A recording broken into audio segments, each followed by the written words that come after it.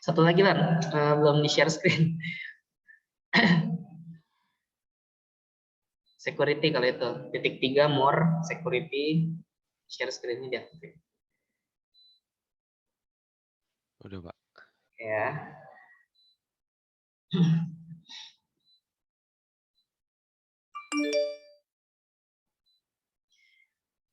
Oke, baik. 11 ya. Baik, bismillahirrahmanirrahim, anak-anak sekalian. Kita akan masuk ke materi yang terakhir ya di kelas 11 ini. Di pertemuan terakhir juga judulnya adalah sistem koloid ya. Pak, apa sih yang dimaksud dengan koloid itu? Mungkin kalau misalnya istilah larutan sama suspensi kamu udah tahu ya apa itu larutan dan apa itu suspensi. Kalau larutan itu kan misalkan kalau Bapak kasih contoh, dia contohnya adalah air dengan gula ya. Artinya dia dua zat yang sama-sama bisa saling melarutkan kan. Kenapa dia bisa saling melarutkan? Ya waktu kelas 10 kamu belajar karena kedua-duanya itu sifatnya polar ya. Air itu polar, gula itu polar sehingga dia bisa menyatu. Kita juga sudah praktikum ya waktu kelas 10 dulu. Kalau air dimasukin ke gula dimasukin ke air bisa apa enggak sih Pak? Kalau mentega dilarutin ke air bisa apa enggak sih Pak? Kayak gitu ya. Nah, tapi kalau suspensi itu kebalikannya kan. Contohnya adalah air dengan minyak. Nah, itu mau kamu aduk sampai beberapa kali pun ya nggak bisa menyatu gitu antara air dengan minyak. Kenapa? Karena ya si airnya polar, minyaknya itu non polar gitu kan. Jadi nggak bisa disatuin gitu. Kayak manusia ya maunya ya naksirnya sama manusia lagi gitu, nggak mungkin kan manusia naksirnya sama kucing gitu kan ya, kucing ya naksirnya sama kucing lagi kayak gitu ya. Jadi berbeda jenis zat antara polar dengan non polar. Karena air dengan gula itu sejenis ya, maka dia disebutnya dulu adalah campuran yang sifatnya adalah homogen gitu kan. Yang kelihatan ya kalau misalnya pakai merah ya. Jadi kalau karena dia sejenis gitu ya, si air sama gula ini dia campuran yang dulu kita sebutnya sifatnya adalah homogen. Nah, kalau air sama minyak karena enggak sejenis ya, yang satu polar yang satu non polar, maka dia disebutnya adalah campuran yang heterogen gitu ya. Kita udah belajar ini bahkan waktu kelas 10 ya, awal-awal kita belajar bab kimia. Nah, Pak, apa itu koloid? Koloid itu kalau Bapak kasih contohnya dalam kehidupan kita adalah contohnya air dengan susu. Kalau misalkan kamu yang suka bikin susu gitu atau mengamati ibu kamu yang suka bikinin susu buat adik kamu tahu kan bahwa air sama susu itu kalau kita lihat dengan mata kita gitu ya, kalau kita amati itu sifatnya sama mirip seperti larutan. Ya enggak, karena ya udah air panas gitu biasanya ya, terus dikasih susu, diaduk-aduk, ya udah mencampur menjadi satu. Dia sifatnya mirip seperti larutan. Nah, akan tetapi anak-anakku sekalian, kalau misalkan kita telaah lebih jauh, kalau kita ambil sampel susu misalkan ya, terus kita teliti pakai sebuah mikroskop elektron gitu ya. Nah, maka nanti kalau kita perbandingkan ya, kalau air sama gula, misalkan air itu yang bulat ya, terus gula itu yang kotak. Kalau air sama gula itu kita campur, maka nanti partikel air dan partikel gula itu udah nggak bisa kita bedain lagi. Misalkan nanti dia jadi segitiga. Ini udah campuran ya antara air dengan gula. Artinya apa? Udah nggak bisa kita bedain lagi kan yang mana yang air, yang mana yang gula. Kalau air dengan minyak, nggak usah kita lihat pakai mikroskop, kita lihat pakai mata telanjang saja, dia udah bisa kelihatan kan perbedaannya kan. Yang di atas pasti minyak, yang di bawah itu pasti air. Nah, bagaimana dengan koloid? Kalau koloid gitu ya, kalau misalkan kita ambil sampelnya dan kita teliti dengan mikroskop elektron, ketika air misalnya bulat, terus susu itu misalkan kotak, itu kalau kita larutkan, air tetap menjadi air, susu tetap menjadi susu. Paham ya? Jadi antara partikel air sama partikel susu itu bisa dibedain. Padahal kalau kita lihat secara mata telanjang, ya kalau kita lihat amati langsung ya, kalau kita bikin susu, dia kayak larutan kan sifatnya kan. Tapi kalau kita lihat secara partikel, dia sifatnya mirip seperti suspensi, nggak menyatu antara air dengan susu. Nah, makanya karena digolongkan unik ya, kok unik banget sih, ada apa sih namanya, ada sebuah zat yang sifatnya seperti ini ya. Dibilang larutan bukan, tapi dibilang suspensi dia juga bukan, kayak gitu. Nah, maka dari itu dimasukkanlah satu bab sendiri ya, namanya adalah koloid, kayak gitu. Jadi dia punya sifat peralihan antara sifat larutan dengan sifat suspensi, kayak gitu. Makanya ada satu bab sendiri namanya koloid. Kalau kemarin kan kita belajar asam basa, belajar titrasi, belajar penyangga, belajar hidrolisis, semuanya kan larutan semua tuh. Nah, sekarang kita belajarnya koloid, kayak gitu ya, yang berbeda dengan sifat larutan. Kayak gitu ya, itu dari definisinya dulu. Jadi koloid itu ada peralihan ya antara sifat larutan dengan sifat suspensi di dalamnya. Nah, ini ada sebuah tabel yang bisa ngebedain antara larutan dengan suspensi, tapi Bapak mau cepat saja ya, ini nggak usah Bapak bahas, nanti kamu baca sendiri saja ya. Nah, mungkin Bapak bahasnya adalah tentang ini ukuran partikelnya. Kalau larutan, dia ukuran partikelnya itu sekitar 1 nanometer. Ini mungkin kurang ya, kurang dari 1 nanometer.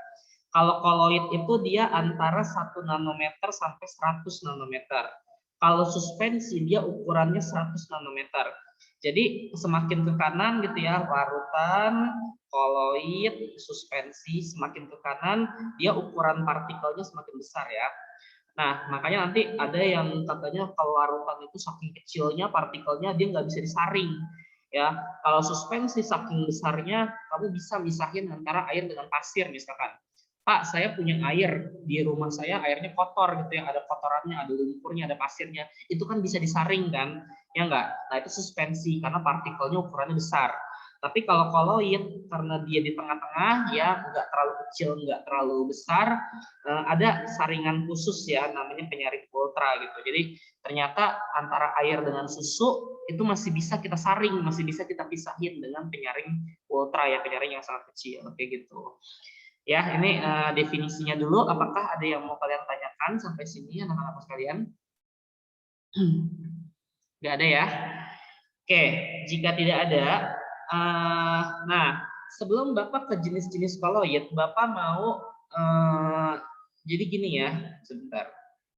Kalau larutan, ya kalau larutan itu dia punya 2 komponen kan. Ada yang namanya zat terlarut, ya kan?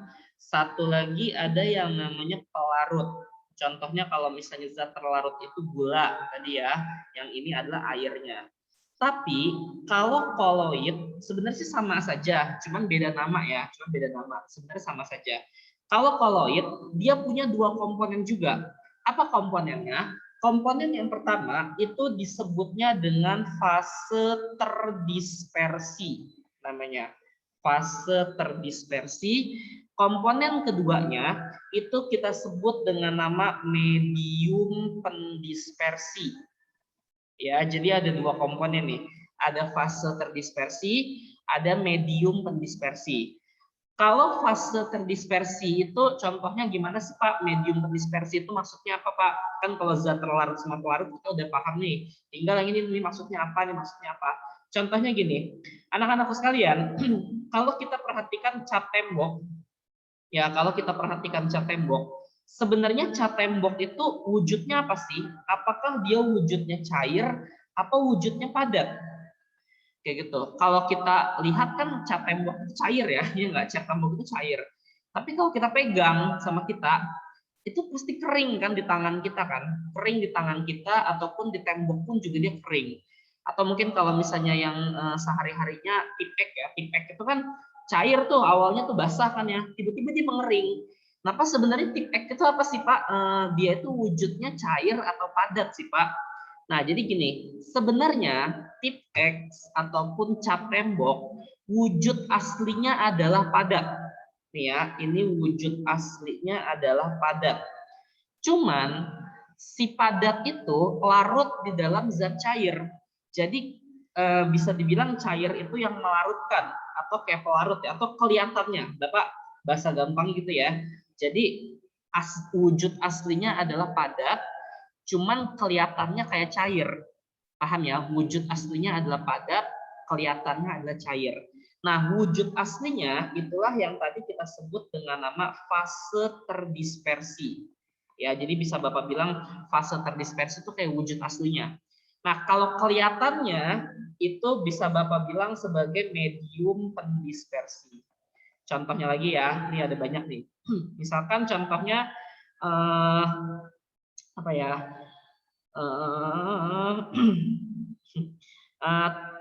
Tinta apa deh? Ini deh, kabut. Pak, kabut itu sebenarnya gas apa cair sih, Pak?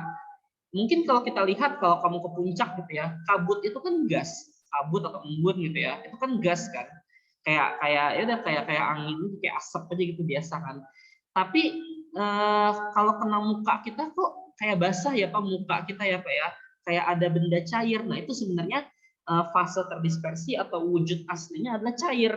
Wujud aslinya adalah cair, cuman dia wujud kelihatannya ya yang terlihat sama mata kita itu adalah gas. Paham ya? Jadi fase terdispersi, oh ini bukan fase, ini namanya kok bisa beda ya? Ini medium pendispersinya ya, medium pendispersinya. Kayak gitu. Contoh lagi misalkan apa ya? Kayak misalkan contohnya debu. Debu itu sebenarnya wujudnya apa sih Pak? Gas apa padat? Kalau kita lihat debu itu ya kayak angin aja kan, gas kan. Ini kelihatannya medium pendispersinya. Tapi Pak, kalau ada angin terus ada debunya, mata saya kok kelilipan ya Pak? Berarti kan ada benda padatnya Pak. Nah iya, jadi sebenarnya di dalam debu itu ada benda padatnya. Jadi fase terdispersi atau aslinya adalah padat, medium pendispersi atau kelihatannya adalah gas. Kayak gitu ya. Nah ini bisa baca sendiri nanti ya kalau misalnya kayak contohnya susu gitu ya. Susu itu kan kita melihatnya ya kayak air aja kan, kayak air gitu ya, kayak air kita melihatnya. Tapi sebenarnya susu itu kan di dalamnya ada lemaknya, ada minyaknya ya kan. Nah ini berarti fase terdispersinya atau fase aslinya adalah lemak, medium pendispersinya atau kelihatannya hanya kayak air saja, kayak gitu ya. Nah, ini namanya emulsi ya. Kalau tadi yang tinta atau cat itu namanya adalah sol ya. Kalau misalkan yang gas-gas tadi ya bentuknya seperti gas, kabut maupun debu namanya adalah aerosol ya. Kalau yang sama-sama cair ini emulsi biasanya ya. Terus ada lagi contohnya buih sabun atau gelembung sabun. Gelembung sabun itu kan dia dalamnya gas, aslinya gas, fase terdispersinya gas. Tapi intinya lapisan luarnya itu adalah cair kan, air kan, ya enggak? Nah ini namanya adalah buih kayak gitu ya. Bisa dipahami ya sampai sini ya. Yang penting kamu paham apa itu fase terdispersi dan apa itu medium pendispersinya. Kalau misalnya contoh-contohnya itu udah Bapak rangkum dalam sebuah tabel ya. Ada yang mau kalian tanyain sampai sini? Ada yang masih bingung apa itu fase terdispersi dan apa itu medium terdispersi? Silakan kalau masih bingung. Tidak ada ya? Oke, kalau nggak ada Bapak lanjutkan sama Bapak. Nah, ada di dalam koloid. Nah, sekarang ada beberapa sifat yang ngebedain antara koloid dengan larutan ya. Yang pertama adalah efek Tyndall. Apa itu efek Tyndall, Pak? Efek Tyndall itu adalah kemampuan partikel koloid untuk menghamburkan cahaya.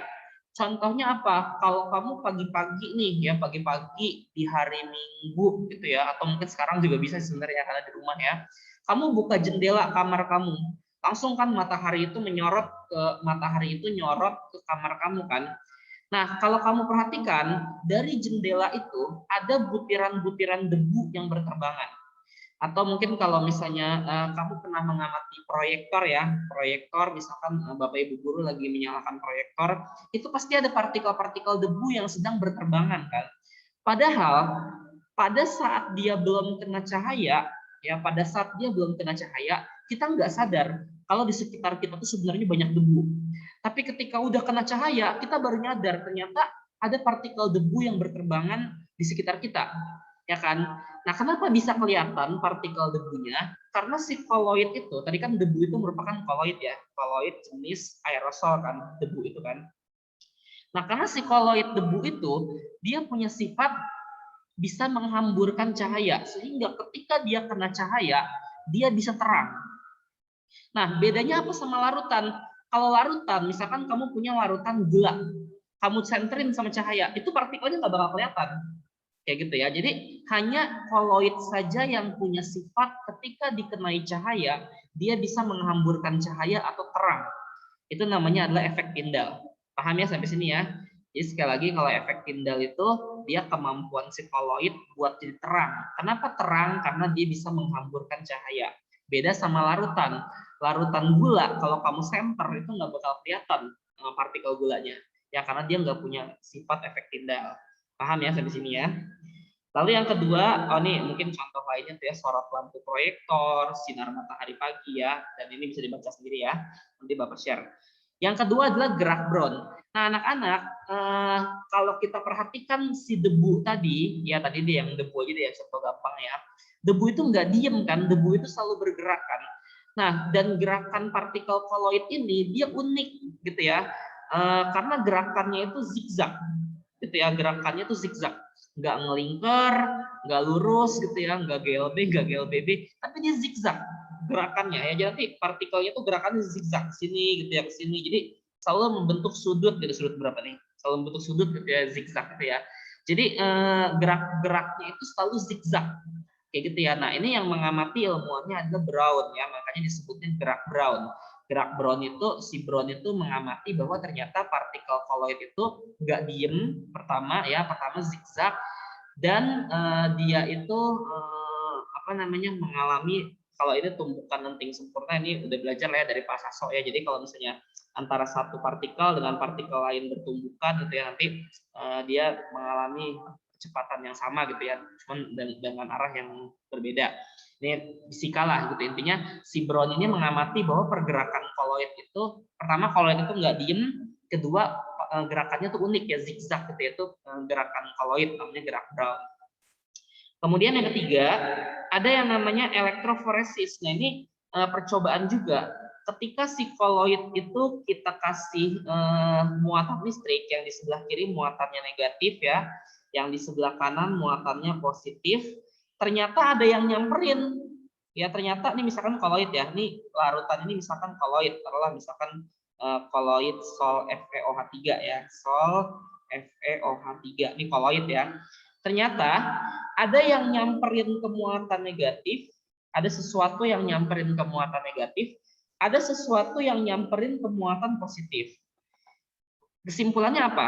Berarti kan yang negatif ini menarik sesuatu kan, ditarik sama dia. Yang ditarik apa ya? Kalau negatif berarti menarik muatan positif kan. Nah, muatan positif di sini juga sama. Dia menarik sesuatu gitu ya. Apa yang ditarik? Ya, kebalikannya berarti yang ditarik di sini adalah muatan negatif. Dengan kata lain gitu ya, kesimpulannya adalah koloid ternyata punya yang namanya muatan ya, sama kayak larutan. Larutan NaCl, dia punya muatan positif dari Na+ dan muatan negatif dari Cl-. Nah, begitupun juga dengan koloid. Ternyata koloid itu punya muatan positif dan muatan negatif. Hal ini dibuktikan dengan percobaan elektroforesis. Ketika kita pancing sama muatan negatif, muatan positifnya ketarik. Kita pancing sama muatan positif, muatan negatifnya yang ketarik. Begitu ya. Jadi intinya koloid itu ternyata tidaklah netral, tapi dia punya muatan. Itulah elektroforesis. Oke, sampai sini dulu untuk 3 sifat efek Tyndall, gerak Brown, sama elektroforesis. Apakah masih ada yang mau kalian tanyakan atau bingung? Silakan.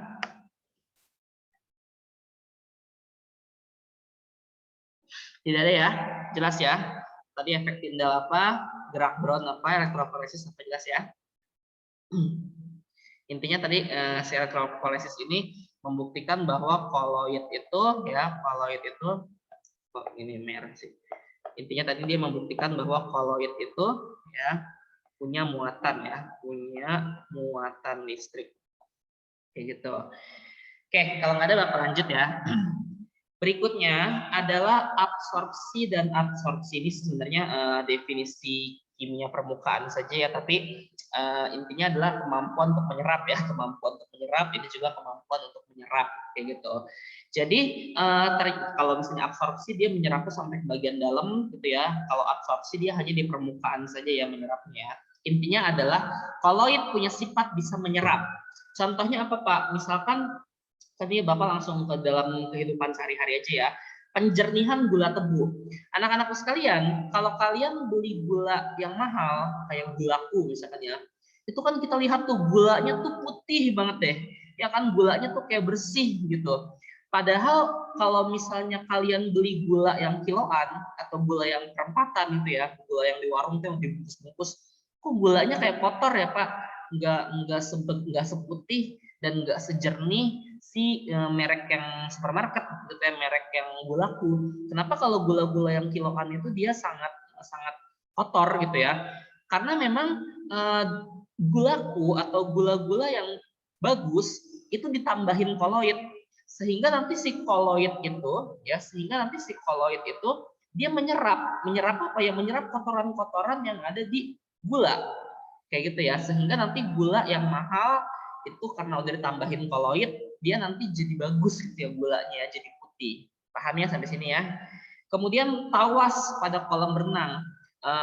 Nih kalau kasusnya adalah kolam renang umum ya, bukan kolam renang pribadi gitu. Anak-anakku sekalian, sebenarnya kalau kamu ke kolam renang umum itu jorok luar biasa sebenarnya. Ya kita kan nggak pernah tahu, jangan-jangan pada saat lagi berenang dia pipis di situ ya kan, atau dia buang apa di situ gitu kan ya. Terus kita karena kolam renang umum gitu ya, kita main nyebur-nyebur aja. Bapak, kolam renangnya bersih kok, nggak kotor kok. Ya iya memang kolam renangnya itu kelihatan sama mata kita itu nggak kotor. Kenapa? Karena pihak kolam renang pinter gitu ya. Dia menambahkan tawas atau aluminium sulfat ya. Sehingga apa? Tawas itu akan menyerap kotoran-kotoran yang ada di kolam renang itu. Sehingga tampak sama mata kita tuh kayaknya kelihatannya bersih aja. Padahal kamu nggak tahu kan kandungan apa yang ada di dalam kolam renang tersebut gitu. Kita ngelihatnya bersih ya karena ditambahin tawas kayak gitu ya. Sehingga karena tawas itu koloid punya sifat bisa menyerap, diserap di kotoran-kotoran itu. Makanya kenapa kita kalau habis berenang, ya berenang sih boleh aja ya, bilas lagi. Kenapa? Karena kita ngelihatnya aja tuh air bersih, tapi sebenarnya kan kita nggak tahu ada yang buang kotoran di situ, nggak taunya kan. Cuman kelihatannya kayak bersih aja karena ditambahin tawas. Atau norit ya untuk obat sakit perut. Jadi kayak merek-merek obat kayak Diatap, apa gitu, Entrostop gitu ya, pokoknya yang buat sakit perut itu dia mengandung karbon aktif atau norit ya disebutnya, dan dia itu punya sifat menyerap gitu ya. Jadi kalau kamu habis makan sambal gitu ya, nah itu si norit itu akan bisa menyerap sambal-sambal atau penyebab-penyebab sakit perut yang ada di tubuh kamu, di perut kamu ya. Oke ya, ini Bapak materinya agak banyak, tapi Bapak pelan-pelan ya. Kalau ada yang pas, saya mau nanya dong, atau pas saya nggak ngerti dong, nggak apa-apa, di-cut aja ya. Potong aja nggak Bapak. Oke ya, itu absorpsi dan absorpsi tadi ya, kemampuan untuk menyerap. Kemudian ada lagi yang namanya koagulasi. Koagulasi itu adalah peristiwa mengendapnya partikel koloid akibat kehilangan muatan listrik. Jadi kan tadi kan Bapak bilang tuh, ternyata koloid itu punya yang namanya muatan listrik. Contohnya ada koloid Sol FeOH3 yang bermuatan positif. Contohnya ya, ada koloid yang bermuatan positif, ada lagi koloid contohnya AS2S3 yang bermuatan negatif ya, yang bermuatan negatif. Ketika kamu iseng ya, kamu iseng nih, coba saya mau campur-campur, saya mau campur dia sama NaCl ya, misalkan kamu nyampur dia sama NaCl. NaCl itu kan elektrolit, dia punya muatan kan, Na+ sama Cl-. Nah, nanti kalau kamu campur si koloid ini sama elektrolit, mereka akan saling menetralkan. Kenapa? Karena ion Cl-nya akan ketarik ke sini, ke positif. Ya Cl- gitu ya, akan ketarik terus ke positif. Sehingga apa yang terjadi? Ketika muatan positif koloid ketemu sama muatan negatif dari si NaCl, dia akan netral, dia akan kehilangan muatannya. Ya, jadi dia udah nggak bermuatan lagi. Kalau dia udah nggak bermuatan lagi gimana Pak? Ya udah, ketika dia udah nggak bermuatan lagi, dia udah nggak bisa disebut sebagai koloid. Karena koloid itu bermuatan. Ketika muatannya dinetralkan, dia udah nggak bisa lagi disebut sebagai koloid. Apa yang terjadi? Ya udah, dia akan kalau misalnya ditabung reaksi gitu nih ya, dia akan mengendap, dia akan jatuh ke permukaan dan jatuhnya sama kayak suspensi, udah nggak bisa larut lagi ke dalam air. Paham ya sampai sini ya? Begitupun dengan AS2S3, nanti yang masuk itu si Na plusnya dinetralin nih sama si Na plusnya nih. Kalau udah dinetralin gimana ya? Udah dia udah bukan koloid lagi. Kayak gitu, sehingga nanti dia pun akan jatuh juga atau akan mengendap juga di permukaan. Peristiwa ini yang disebut dengan nama koagulasi. Paham ya? Jadi mengendapnya partikel koloid akibat kehilangan muatan listriknya. Ya, sehingga kalau udah hilang, udah nggak stabil lagi, udah nggak bisa disebut sebagai koloid lagi. Ya, contohnya kalau dalam kehidupan sehari-hari, ini ada pembentukan, ini nanti tahun depan Bapak keluarin ya di ujian sekolah ya. Ada pembentukan delta di muara sungai. Kalau mungkin kamu waktu SMP pernah belajar IPS ya, geografi, delta itu adalah endapan lumpur tapi di muara-muara sungai. Kenapa? Karena kan sungai itu sendiri kan koloid ya, sungai itu koloid. Nah, lautan gitu ya, itu larutan elektrolit kan. Masing-masing dari mereka membawa muatan. Misalkan ini muatannya positif, ini di lautan itu kan karena ada NaCl, ada garam ya, muatannya negatif.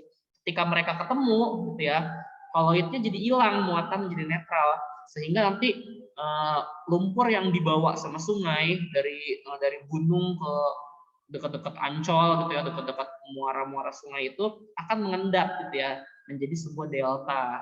Paham ya kenapa terbentuk delta? Karena muatannya si sungai sama muatannya si laut itu ketemu sehingga saling menetralkan.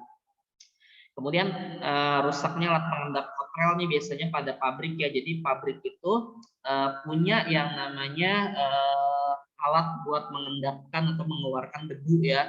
Debu tadi kan koloid, dia punya muatan. Nah, ini dikasih muatan listrik sehingga dia mengendap. Nah, kalau debunya terlalu banyak, biasanya tuh bisa bahaya tuh, bisa rusak ya alat pengendapnya. Yang ketiga itu latex pada industri karet. Sebenarnya kan karet itu kan getah ya, cair kan tadinya kan. Kenapa Pak kok dari cair dia bisa menjadi padat gitu ya, bisa menjadi karet yang buat nasi uduk gitu ya. Nah, itu karena diendapkan, karena muatannya dihilangkan. Intinya tadi ya koagulasi itu penghilangan muatan sehingga mengendap gitu ya.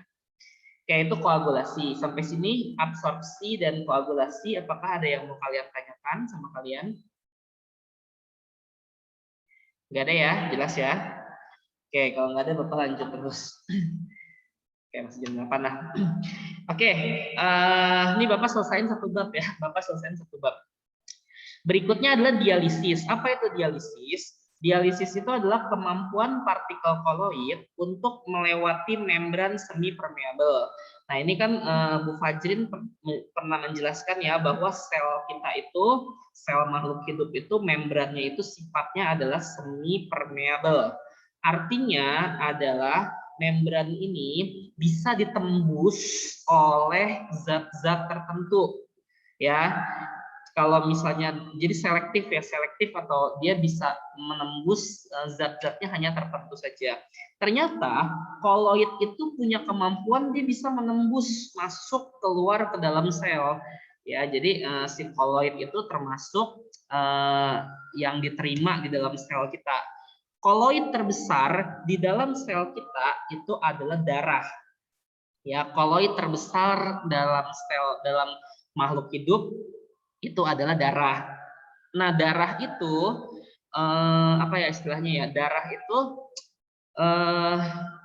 kalau normalnya kita punya alat buat menyaring darah, ya enggak? Mungkin kalau belajar di biologi pada saat materi sistem ekskresi, alat yang berfungsi untuk menyaring darah kita dari kotor menjadi bersih itu adalah ginjal, ya kan? Sehingga nanti produk sampingannya adalah urin. Ya kan, urin itu adalah produk sampingan dari hasil penyaringan darah kotor ke darah bersih. Tapi anak-anakku sekalian, kita punya, kalau di angkatan kalian ada yang namanya Dika ya. Dika itu termasuk salah satu yang dikasih cobaan sama Allah, ginjalnya itu nggak berfungsi, sehingga bahaya kan kalau darahnya itu dibiarkan kotor begitu aja. Ya kita nggak bisa memungkiri deh, kita itu kan jorok makanan kita ya. Bentar-bentar GoFood, ya kan, Indomie, gitu kan, mecin, makanan kita jorok. Sehingga perlu ada yang menyaring darah kita, sehingga darah kita itu dalam kondisi fresh, dalam kondisi bersih. Nah kalau misalkan, mohon maaf kasusnya kayak Dika, gitu ya, Dika itu nggak bisa disaring darahnya, gitu ya, ginjalnya udah nggak berfungsi. Maka dari itu dia harus melakukan yang namanya cuci darah. Sebenarnya cuci darah itu gampang ya, jadi ada alat gitu ya, ada alat, terus nanti dia dikasih lapisan semi permeable gitu ya di sini ya. Nah darahnya, darah yang kotor gitu ya masuk, nah kotoran-kotorannya kesaring ke sini karena kan kotorannya nggak bisa melalui membran semi permeable ya. Terus nanti yang udah bersihnya dialirkan lagi ke tubuh. Sebenarnya simpel sekali cara kerjanya, tapi mahal banget ya. Dan itu seminggu harus 2 kali, bahkan kalau udah parah bisa bisa 3 kali gitu ya, bahkan 4 kali dalam seminggu. Makanya kita yang masih pada sehat-sehat dijaga ginjalnya, banyak minum air putih, makan makanan yang sehat ya, jangan minum strip boba terus, jangan GoFood terus. Boleh sih ya, tapi jangan sering-sering. Air putih tetap komponen utama dalam tubuh karena 90% dari tubuh kita itu adalah air ya. Kayak gitu ya. Jadi itu dialisis. Jadi ternyata darah itu bisa melewati membran semipermeable kayak gitu ya. Lalu berikutnya ada yang namanya koloid pelindung. Jadi dia koloid pelindung itu fungsinya adalah untuk melindungi koloid lain, melindungi koloid lain. Contohnya, ketika kita bikin es atau ketika kita mendinginkan es krim sama es kebo. Ini nggak tahu nih kalau anak zaman sekarang kenal nggak ya sama namanya es kebo ya. Jadi atau jangan es kebo deh, sirup kamu masukin freezer. Itu kan beku kan, sirup kamu masukin freezer itu beku ya. Nah, kalau es krim kamu masukin freezer, dia nggak beku kan? Dia tetap lembut, tetap creamy, ya nggak? Kenapa Pak? Kok bisa beda sih kalau misalnya susu biasa deh, susu biasa kita masukin ke freezer, misalkan susu ultra ya, dia beku. Tapi kalau es krim kan sama-sama terbuat dari susu nih Pak, dia nggak beku. Nah karena ke dalam es krim tersebut ada koloid pelindung, ditambahkan koloid pelindung. Jadi koloid aslinya adalah susu. Ini pada es krim ya. Lalu dilindungi, dilapisi lagi. Nah, lapisan ini kalau pada es krim mungkin kamu kenal ada yang namanya gelatin ya. Makanya ada es krim mereknya gelato, kayak gitu kan. Karena sebenarnya es krim itu ada gelatin yang merupakan koloid pelindung. Sehingga pada saat dia dimasukin ke freezer dia nggak bakal beku. Kayak gitu, karena ada koloid yang melindungi supaya si susu ini tetap stabil. Kayak gitu, paham ya? Makanya kamu kalau nyobain es krim meskipun sedingin apapun ya tetap lembut aja gitu kan, tetap creamy, tetap lembut. Kayak gitu, beda sama susu ultra biasa yang kamu masukin ke dalam ke dalam kulkas maksudnya ya, dalam freezer. Kayak gitu. Paham ya sampai sini ya? Ini koloid pelindung. Kemudian ada koloid hidrofil sama hidrofob. Bapak nggak bahas tabel ini, Bapak bahas definisinya saja. Hidro itu artinya adalah air, fil itu artinya suka. Jadi koloid ini adalah koloid yang suka sama air. Kalau hidrofob, hidro itu adalah air, fob itu berasal dari fobia atau takut ya. Jadi dia takut sama air. Nah, contohnya apa? Kalau kamu bikin Indomie, terutama Indominya Indomie soto, Indomie yang kuah pokoknya ya, Indomie kari. Itu kalau kamu nggak buru-buru makan bahaya kan? Kenapa? Karena airnya hilang nanti, airnya itu nyerap ke dalam mie-nya. Nah, sekarang pertanyaannya adalah kenapa Pak kok airnya bisa menyerap ke dalam mie? Karena mie atau nasi itu termasuk koloid jenis hidrofil, suka sama air, makanya diserap sama dia airnya. Paham ya? Tapi anak-anakku sekalian, sebaliknya, kalau kamu punya mayones, tapi mayonesnya yang udah agak lama gitu ya, udah lama kamu nggak pakai-pakai sama kamu, itu lama-lama kebalikannya berair, dia mengeluarkan air. Kenapa dia bisa mengeluarkan air? Karena dia memang nggak suka sama air. Sebenarnya di dalam mayones itu ada air, tapi nggak suka dikeluarin, makanya airnya. Makanya lama-lama mayones itu bisa berair. Nah, sekarang kenapa Pak kok bisa ada yang suka sama air, bisa ada yang takut sama air? Ya kalau mayones kenapa dia takut sama air? Ya lagi-lagi mayones itu kan sebenarnya minyak ya, lemak ya. Lemak itu non polar, air itu polar, makanya dia nggak suka sama air dikeluarin. Tapi kalau Indomie atau nasi, kenapa kalau kita kasih kuah dia diserap kuahnya? Ya karena karbohidrat itu kan merupakan senyawa polar ya. Jadi karbohidrat bisa menyerap air kayak gitu ya. Itu koloid jenis hidrofil dan koloid jenis hidrofob. Tiga ini ada yang mau ditanyakan? Dialisis, koloid pelindung, hidrofil dan hidrofob ada? Silakan. Tidak ada ya? Oke. Kalau tidak ada masih ada satu materi lagi yaitu pembuatan koloid ya. Ini biar selesai di materi kita satu bab ya hari ini ya. Tadi kan di awal-awal ada yang namanya larutan, terus ada yang namanya koloid, ada yang namanya suspensi ya di awal-awal ya. Nah, tadi dari kiri ke kanan, dia semakin lama ukuran partikelnya makin besar, ya kan? Nah, jadi untuk membuat koloid itu ada dua cara. Dengan cara larutan kita ubah ke koloid, ya, larutan kita ubah ke koloid, atau suspensi kita rubah ke koloid, ya. Kalau larutan kita rubah ke koloid, larutan ini kan partikelnya sangat kecil. Ini besar, ya kan? Yang ini sedang lah istilahnya ya. Nah, dari kecil ke sedang berarti kita memperbesar ukurannya. Ya, jadi kalau kita mau merubah dari larutan ke koloid, berarti kita merubah partikelnya dari kecil ke sedang. Dengan kata lain, kita memperbesar ukuran partikelnya sehingga larutan itu menjadi koloid. Nah, proses ini yang dinamakan dengan cara kondensasi. Sekali lagi ya, cara kondensasi itu adalah cara merubah dari ukuran larutan menjadi ukuran koloid, dari kecil ke sedang atau ke lebih besar. Berarti kita memperbesar ukurannya. Sebaliknya, kalau misalkan suspensi mau kita rubah ke koloid, dari besar kita rubah jadi sedang. Berarti kita memperkecil ukuran partikelnya dia. Paham ya? Nah, cara merubah dari suspensi menjadi koloid itu metodenya adalah metode dispersi. Paham ya?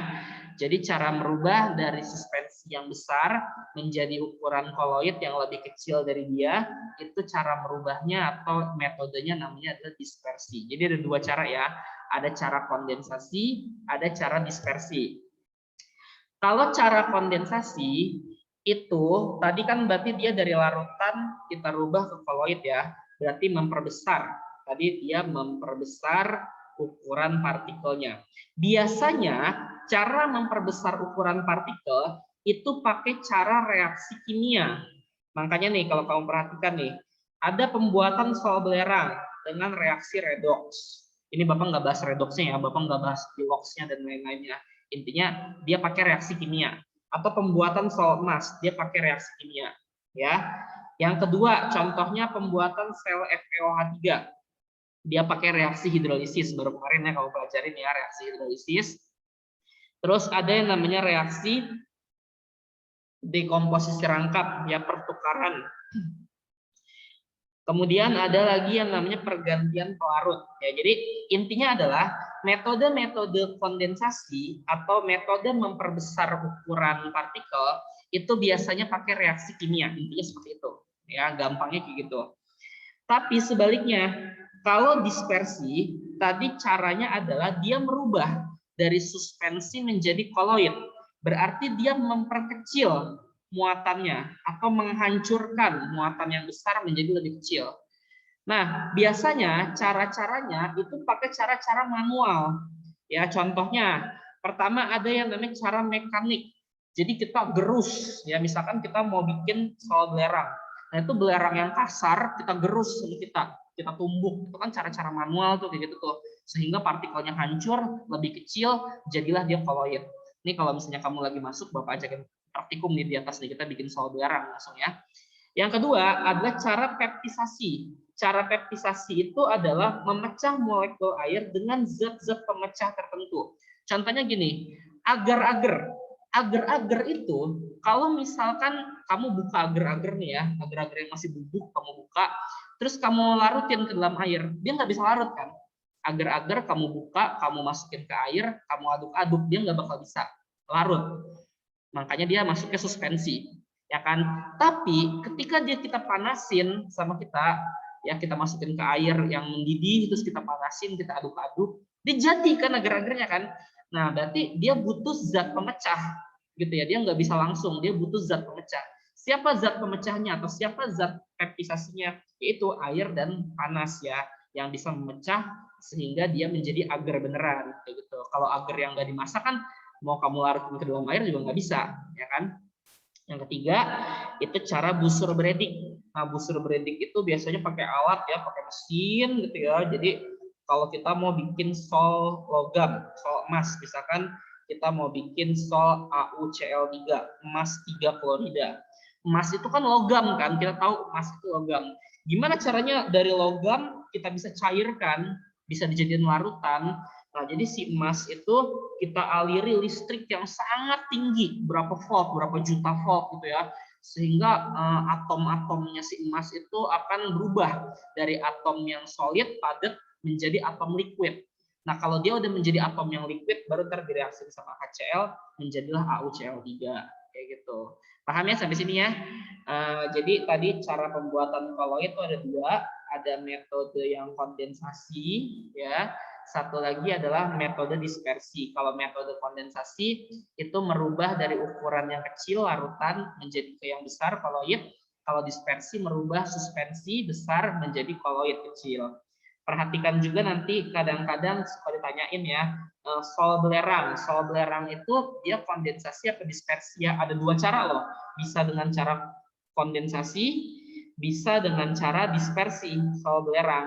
Ya, pembuatan sol belerang tergantung nanti kalau dia pakai reaksi kimia, reaksi redox, ya berarti dia kondensasi. Tapi kalau digerus ya atau di cara mekanik itu berarti dia dispersi kayak gitu.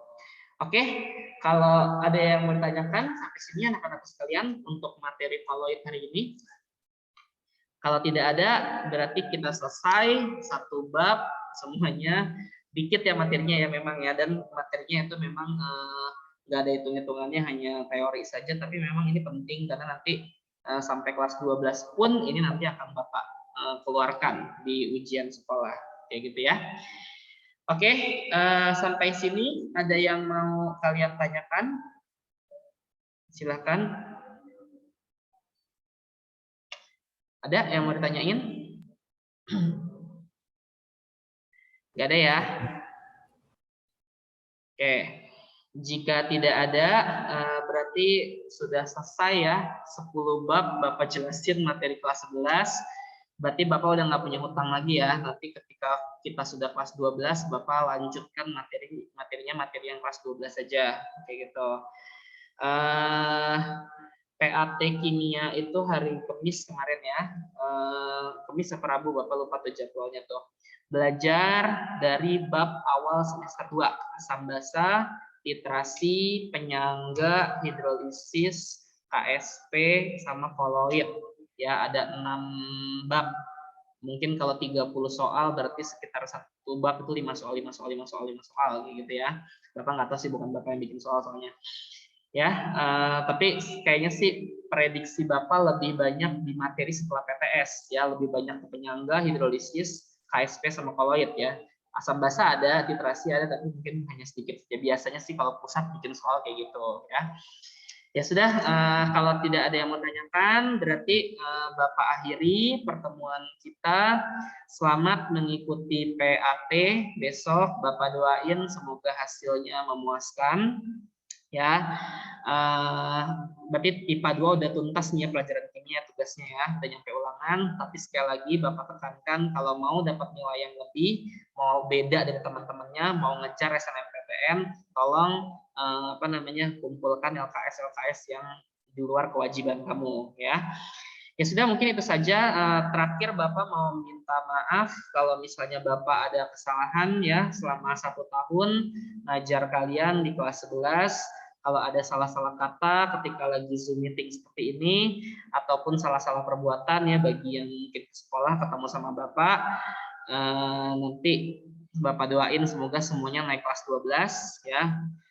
Kita ketemu di kelas 12 nanti ya. Kita persiapkan diri kita, persiapkan mental kamu di kelas 12 itu sengit sekali ya karena waktu belajar pendek, pada ujian, ada tryout dan lain-lainnya. Bapak berharap bukan cuma status kamu sebagai kelas 12 nanti, tapi mental kamu pun juga sudah siap disebut sebagai kelas 12 nanti ya. Karena memang sangat padat sekali materi kita belajar, terus makanya nggak boleh ada terposis kan di kelas 12, karena nanti harus belajar tryout gitu ya, apalagi yang mengejar PTN. Ya itu saja yang bisa Bapak sampaikan. Kurang lebihnya mohon maaf sekali lagi. Wabillahi taufiq wal hidayah. Assalamualaikum warahmatullahi wabarakatuh. Waalaikumsalam warahmatullahi wabarakatuh. Terima kasih, Pak. Oke, sama Bapak Lev ya.